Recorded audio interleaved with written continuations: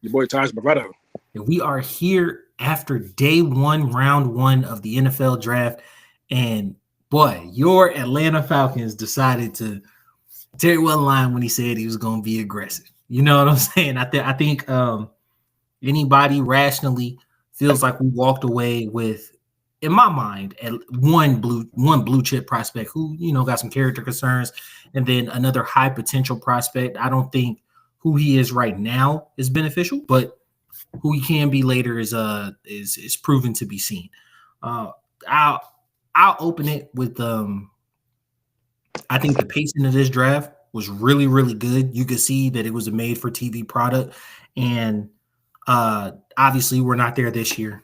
Y'all haven't heard from us for a while. And I had a new addition to the family, and that took a lot of my time. So we're back. We're going to be covering the draft. But I would say it feels much more like a TV product not being there. I would want to resume next year going again.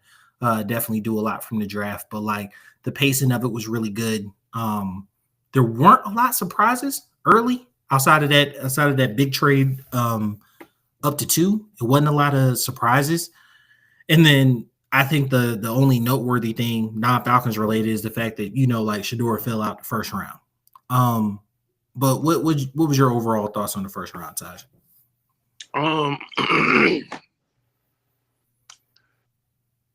We got 2 pass rushers. That's all I care about. One of them being my favorite in Pierce. So yeah, I don't care nothing about the other 30 picks. I'm just gonna. I don't give a damn about none of their picks. I'm not gonna lie. Was surprised Jalen Walker was there. I figured if he as we're coming up to him and then he was there, I was like, yeah, they're gonna pick him. Had that been the only player, what's up? I said I'm not even gonna lie to you. I didn't want him, but I would have been fine with Pierce at 15. And yeah, it was a little high, but I'd have been fine with Pierce at 15. The thing is before the season started, Pierce is being mocked number 1 overall. Yeah. Pierce, the talent is undeniable. Now, are there some off the field things that there may be concerns about? Possibly. I don't even think it's off the field issues. It's just I think he's just a no nonsense guy, and if you tell him it's a bullshit, he might not like it. It's good or bad depends. But I think he's an uber talented pass rusher. 6'5", 4.4 speed, production, in the SEC. There's not really much more you can ask for. It's not. Yeah. I've been on record and didn't do as much pre-draft stuff as we would like, but regardless, to friends talking about through draft stuff and whatnot, I've been on record saying Jalen Walker, I don't feel like is, and this may be a bit sacrilegious considering he's a Georgia player and they were wildly successful. I don't feel like his play style is conducive to winning at this level. An off-ball linebacker who, as you mentioned, specializes in blitzing. Are you that much of an upgrade from Caden Ellis, which is the role he played last year? Come on now. Thing is, Caden Ellis was an actual edge in college. Yeah, converted to linebacker, right? So, to me, it seems like they're trying to get that hybrid. Definitely got to see how he fits into the defensive scheme once it's up. But he is not good in pass pro, right? Pass coverage. He wouldn't be good in pass pro. I mean, you're right, but he's not good in pass coverage. I mean, if he has, it's not something that was highlighted at Georgia, right? Is not really what they asked him to do, and so I haven't really seen it. That makes me a little worried, considering what packages you expect him to be on the field using the 15th overall pick on him. Pierce seems like he can hit the field. He plays the run well, specializes in the pass. And he's going to too. You said what? He has a little bit of versatility and his ability to drop. So he's gonna find his way on the field. He's gonna stay on the field. What is Jalen? What is his role? right? What is his role? How are we going to use him? Did we just in the first year use the 15th overall pick on a specialty pass rusher? That's a tough pill to swallow. No, it's but not. I mean, because the thing is, look at it like this. On average, what is the average first round pick average in sacks? About 5 sacks. That's specialty. Last year, Minnesota took Dallas Turner in the first round of 15. Dude only had 3 sacks this year. He had 2 Pro Bowls. So like, it's not. I mean, we need those guys. But we need pass rushers. This is not a lie. But what this kind of says to me is that they double down on, even though I don't really consider Walker a edge rusher, we're gonna call him because they introduced him as an edge, so we're just gonna call him that for semantics or whatever. But adding 2 edges, let's kind of like, are you bringing back Arnold Ebiketie next year? Right, like because you gave up draft capital for Judon, it's very hard to have him walk. Judon's going, but yeah, I mean Ebiketie, he might come back, but Judon's probably going. But Ebiketie, because I would say they don't seem to give a damn about giving up draft capital. To be honest with you, Judon's production wasn't super high last year, but you gave up a third for him. It seems as though the best look would be to re-sign him. No one, fuck that. The good business is understand when you took a loss. You take a loss, eat that loss, and move the fuck on. Don't double down on it. Ebiketie, yeah. What does this say about? Are we taking somebody like? To me, Zach Harrison really profiles as a really strong run stopping edge. Based upon the defense that we're playing, are you thinking about sliding him inside? We don't know what this is.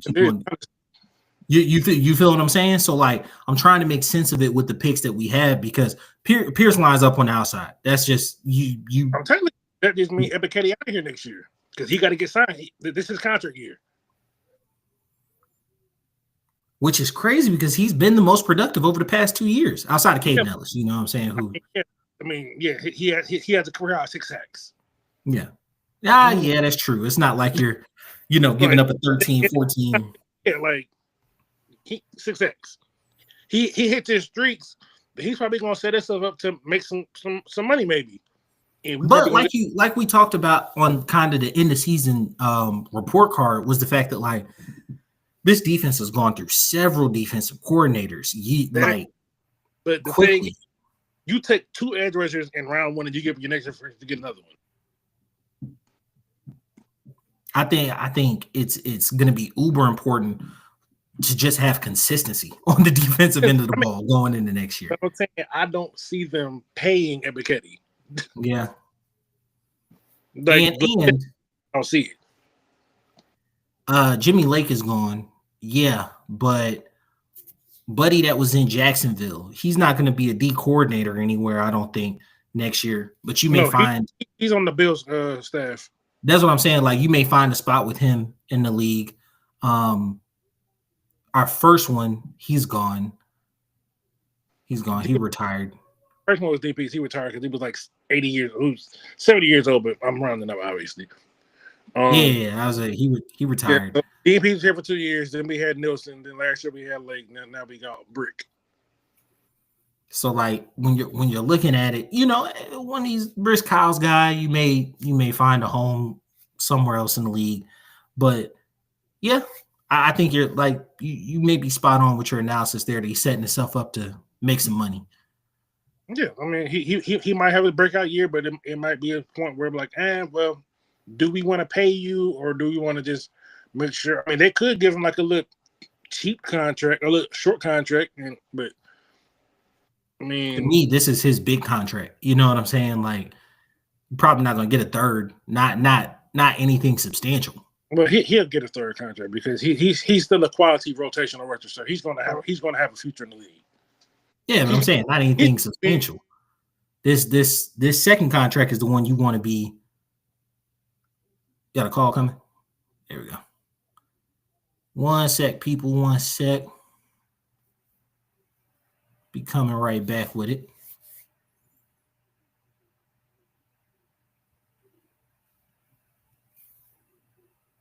if we had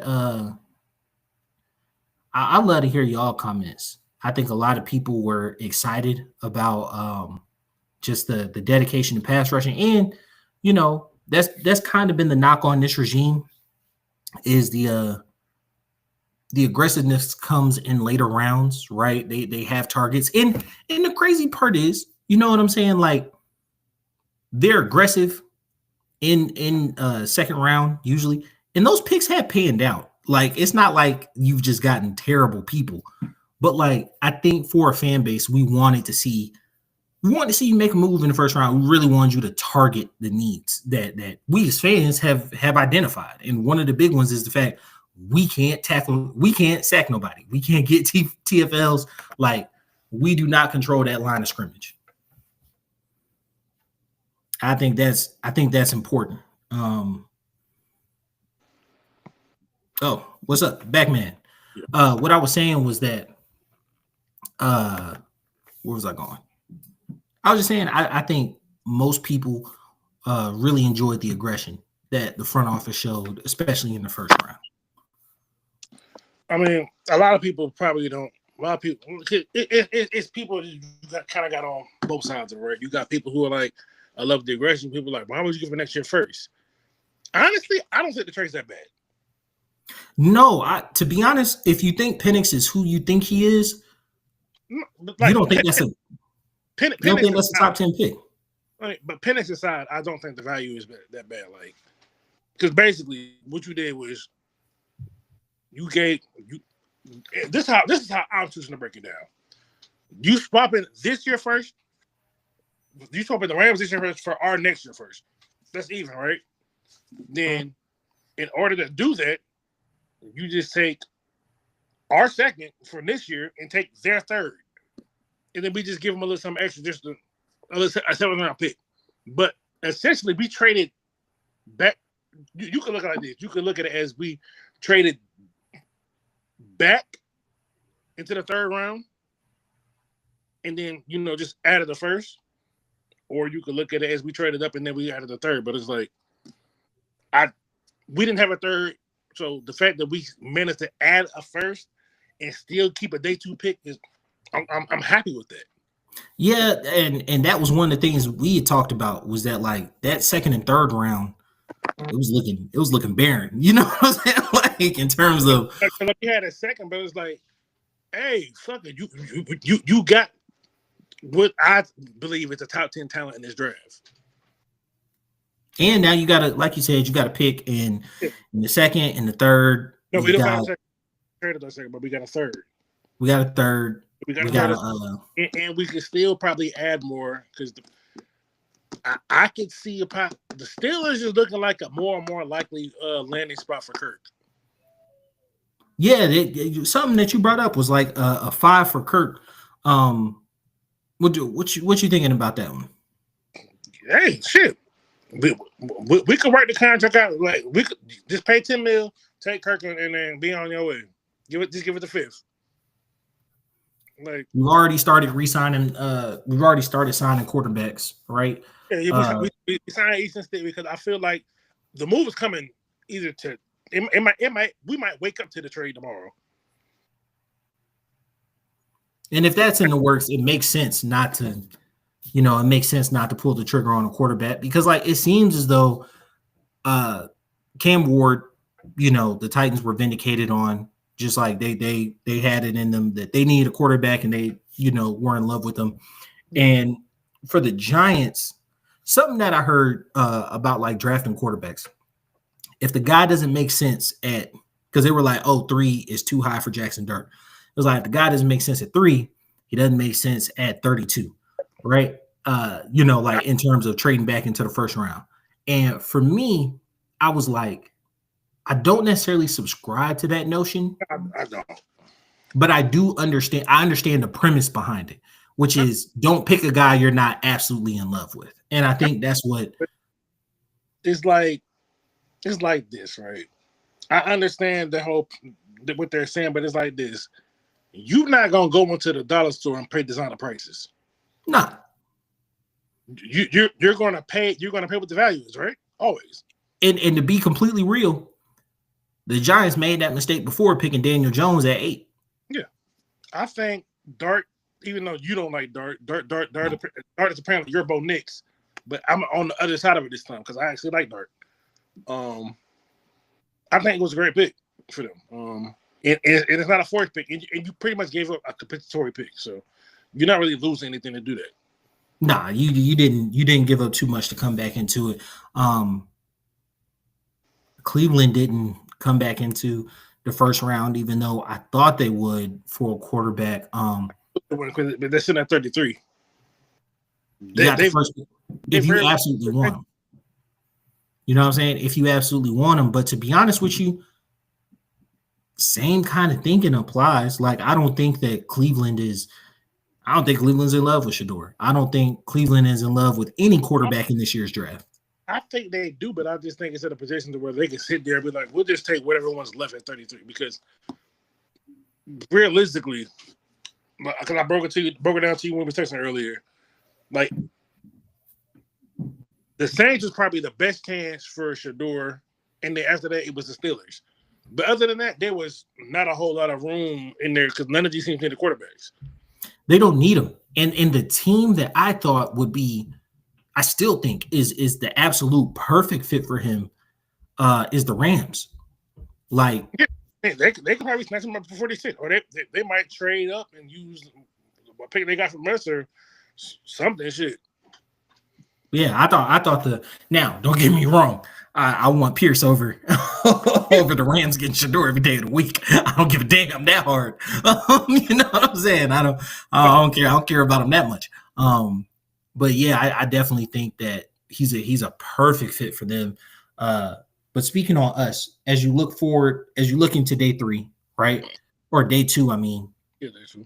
Round 3. What prospects are on your radar? Or you don't even got to go prospects. What pieces of the team are you really focused on upgrading? Corner, but I'll also look out for maybe a developmental tackle or a receiver. Maybe actually, if I had to order them, I was gonna say wide receiver. Will Johnson, I hate it because I love his tape. I like the time I sat down and watched him.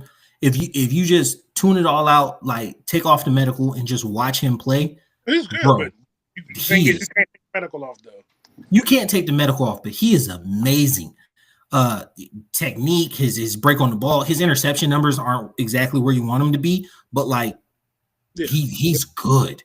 But it's like it's concerning because like he only played 3 games this year and he still got a lingering injury. So like, how bad is this injury that he got going on? Yeah, because he couldn't pass at the combine, right? Or was it? Yeah, he couldn't pass at the combine. Yeah, he didn't run at the combine. I think he might have ran. I don't even think he didn't even run a 40 at the pro day. Yeah. I know he didn't run at the pro day because all they have is Michigan numbers. Yeah, so like, he don't really like that injury. Got to be bad because I'm not gonna lie. During the season, I thought he was more so sitting out because he was solidified. And then Travis Hunter had the season Travis Hunter had. So because you talked about with James Pierce. Going into last year, James Pierce was like getting mock number 1 overall. Will Johnson coming into last season was a top 5 pick. He was a top 5 pick. And like I thought he shut it down because I'm good. I don't remember the injury, but I think it was like a foot injury or some lower extremity injury. Yeah, and I could come back, but I shut it down. Him not being able to do anything at the combine, him not being able to run at his pro day was like, yo, what is going on? Is it Lynn Frank? Are you even going to be ready for next season? Yeah. But like when you watch him play his junior year, even the 3 games he played this year, boy, good ball. And I don't know. I highly doubt he falls all the way to the 3rd round. I think he'll go somewhere in the 2nd. Yeah, I highly doubt he falls all the way to the 3rd. But so because my thinking was he would be off the board, I actually was also with you on developmental tackle. I don't think any safety catches my eye. Obviously going into the day, I thought we had a 2nd round pick. So I was like, maybe if Starks were to fall, I mean, obviously he went at 30, so that's very, not even a question. very good safeties left. I will say that. There's a safety of Xavier Watts from Notre Dame. Now, some people are kind of split on Nick Emanwari from South Carolina, but he's an athletic freak, 6'3", 230, 4.3 speed. Like he's the perfect like mold of clay. Like, yeah, like so those are like two. There's another one I can't remember his name, but there's another safety out there that people were talking about, and then you got corners. One of them went early, but you still got some people like obviously Will Johnson, even though I don't think he'll be there. There's another one, Siobhan Revel. You got now personally, this is someone that I personally want. This dude from Iowa State, his name is Porter, Darian Porter, 6'4", 6'4" corner with 4.3 speed. Give me him, even if only for Madden purposes. Give me him.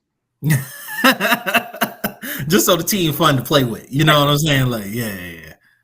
Give me him. But I think he would fit our scheme because he's his own corner. Former receiver, got good ball skills, so he's someone I would probably be on the watch out for. And we did bring him in for a top 30 visit, so that's something that he is someone to keep an eye on in the third round. Yeah, but like you said, also development tackle or receiver, like maybe Bonds there in the third round, or that's where I was going next. I was like, I wouldn't be surprised, and I think that I'm glad that we kind of satiated the fan base. Myself included. I'm part of the fan base. I'm not talking like I'm separate. I'm glad we kind of satiated the fan base in terms of getting the edge rushers, because I think if we do pick a wide receiver in round 3 without fully addressing the pass rush, a lot of people would view that type of way. But I think if you're actually looking at the roster in totality, you're looking at the salary cap, looking what's on the horizon, it makes sense to get a guy in there, especially if you're not sold on Casey Washington, or because I still think the upgrade over Ray Ray. Some people like Ray Ray, but like Ray Ray cool, but I don't want him as my third receiver. And it's not no slight at him or anything like that. I think he's cool. It's just I just think you can get maybe more. Now maybe he takes a step in his development because this is his first year actually playing receiver for real. Yeah, he was a gadget guy most of the time. He was mostly just a special punt returner, kick returner. So but I think leaving the season, for a fact, Drake's shirt won. Yeah, right. Drake. All right, cool. I know all through the season we talked about Drake is 1, Kyle is 1A. I think it's very clear that Kyle is at best a tertiary option, and you need a second wide receiver to complement Drake with. Hey, look, that's a big word for Elmo. You got to break that one down.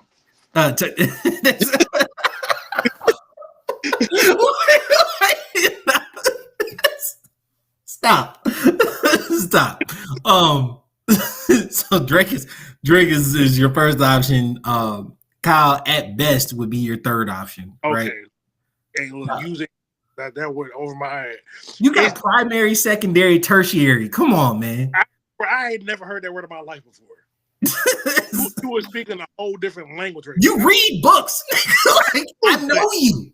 That word I don't know. And I know a lot of damn words. I know a lot of my vocabulary is great, but that went over my head. All right. Anyway. At best, he'd be a third option, right? There we go. So it's kind of.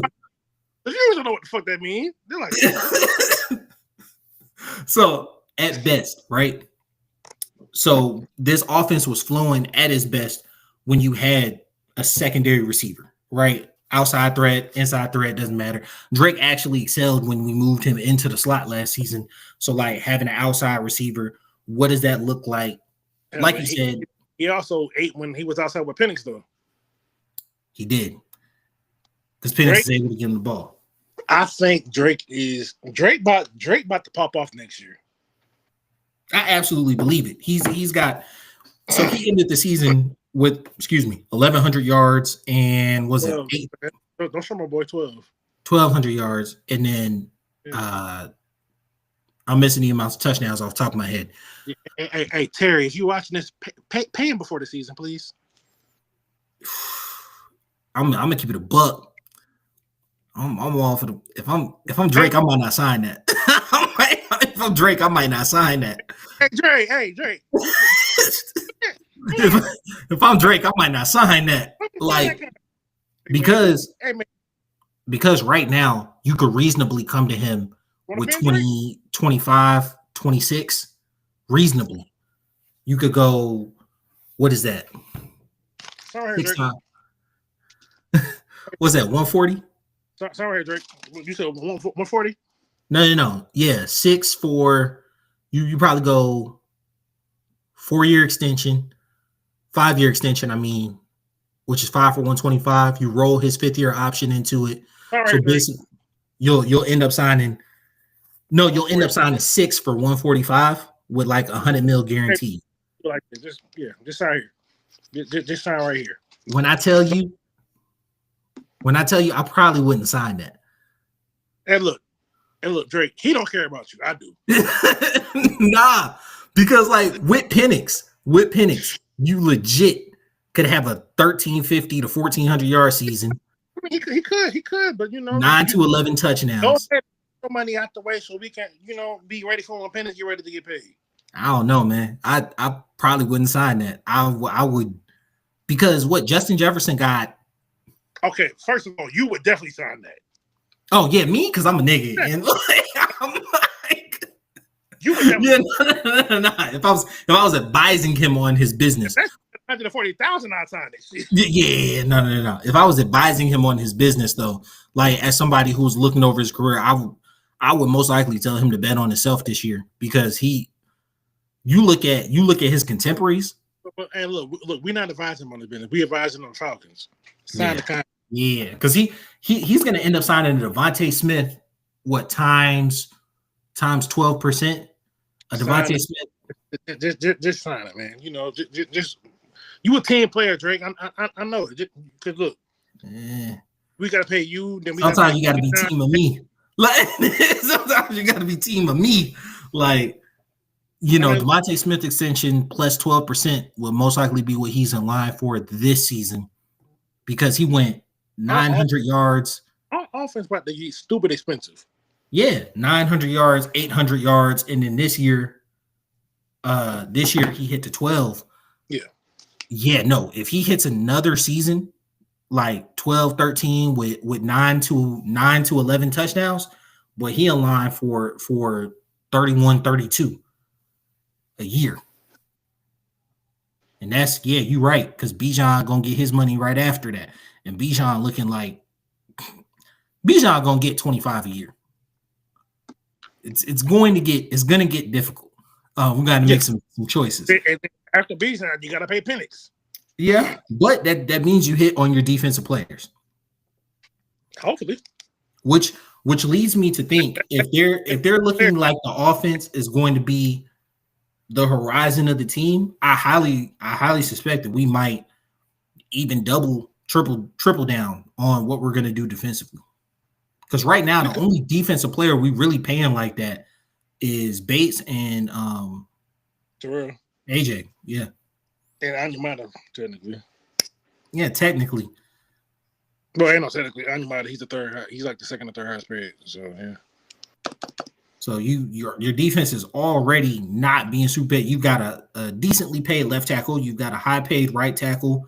You've got a high paid guard. You have a high paid quarterback, even though he ain't playing. You know what I'm saying? Like, and then now you're, by the time you're going to pay Penix, Matthews might be off and McGarry might be up again. But the hell, you most likely will want to re-sign. So they're good to 2028. So. Yeah, I mean, this offense is about to get expensive. McGarry's probably gonna be the one that end up going before. McGarry's gonna. I will be surprised if they brought McGarry back after next year. But that's why, like you said, that's why in the third round this year, you're more so looking like, hey, let's start putting the building blocks down to have a guy in the building. Right? And they have been looking at. I think it's the dude from William and Mary. I forgot his name, but he's supposed to be like the most athletic lineman in the draft. So, bro, why the Chiefs pick pissed me off so much? Because I was like, I knew it was coming. I was like, he's the perfect pick, bro. With one of my boys, I said, watch they about to take Simmons? Because I was like, yo, Simmons. I had it in my mind. I was like, oh, this is a quick steal. Once we gave up our second, though, I was like, he's not lasting to the third round. But no, because that's what, like, some people's opinions I trust very much. They said if he would have had a clean bill of health, he would have been the first tackle taken. Yeah, he had an amazing. They said he's one of the one or two most athletic tackles in the draft. So you want to know what pick kind of surprised me was Washington's pick, because especially after they spent all that money. That's not a surprise. They just got a tackle for the other side, I guess. Yeah, you just because you got one tackle, I mean you need another one. Like, damn, we got one tackle, we're good. Nah, get another one. So, but yeah, I'm seeing a lot of holes plugged up. I wouldn't be opposed to a linebacker, not in round 3 though. I would probably say a little later. We don't need a linebacker, man. Yeah, well, Jalen Walker is gonna have to do that in edge, and he's gonna be a movable test piece, I'm assuming. Yeah. And you know, once you get down to rounds 4, 5, 6, and 7, you really just traits. You know what I'm saying? Like you really just trying to. Third, I don't want them to, because one, we signed one. Just signed Devon Diablo for the 2-year deal, who's very athletic. Then you obviously got Caden Ellis, you got JD Bertrand, you got Troy Anderson, and then you got Jalen Walker, who's probably going to split time between edge and middle linebacker, depending on how you want to use them. So the linebackers are straight. The D-line group's pretty straight. So I feel like this next pick's probably going to go to the secondary or O-line or receiver. Secondary, O-line, or receiver. Those are what I'm calling it. And after that, what, 4th round, you can go get you some special teams people. I wouldn't be opposed to looking up. I don't know how high you have returners rated. I haven't looked at. I'm not gonna lie to y'all. And yeah, the draft is here. I have not looked at return specialists. Like, sorry. Jamal Agnew, he's a pretty good one. I think because we could stand to add a little bit to the return game. We just signed a Pro Bowler, like an All-Pro type returner.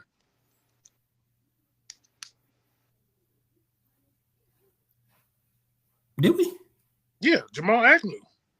Dude is a legit bona fide returner. Yeah, you're right. So yeah, I'm not seeing as many holes as people think. Like, a lot of them got plugged. We need pass rush help. We got pass rush help. Oh, that's it. We're just young. Our defensive line is very young, and I like it. But I'm excited. I'm ready for tomorrow. I'm kind of scatterbrained right now, but I'm excited. And I feel like, did Memphis lose? No, Oklahoma City lost. Leonard Floyd is the perfect person to pair with James Pierce, because Leonard Floyd is James Pierce's comp. I think Leonard Floyd might be his floor, honestly. I really like my boy. Y'all, this is also a basketball pod. Memphis just lost, bro. I ain't paying no attention to basketball, man. They was up 29. I ain't watched that minute of that game. I'm not even gonna lie to you. That was, oh my God. Yeah. Memphis cooked y'all. I was trying to keep track of, just keep track of the playoffs while the draft was on, but the NFL they crushed the NBA, bro. And it's sad that the draft goes on at the same time as the playoffs. I'm not gonna lie to you. If I'm the NBA, you can't punt on the whole weekend. But like, it made sense that you kept the Lakers off tonight. You know what I'm saying? Because that skip a day, play a day, the Lakers should have played tonight. You got them on tomorrow. That it makes sense because you're not competing with round 1 of the draft, bro. I mean, it depends on your sport. Some people prefer basketball. Some people don't like football. Just depends. Yeah. I don't like basketball like that. I'll watch. I'm a football guy. football's always going to be in the driver's seat. I get it. And for me, I'm not gonna lie to y'all. Once the Hawks just fumbled that playing game, it became very hard for me. But I try to watch the playoffs. All right, so we'll do a recap tomorrow. You guys follow us on everything. You'll get draft recaps, get our thoughts on stuff. Yeah, that's it. It's been your boy QC. Boy, Todd Bravado. We out. Peace.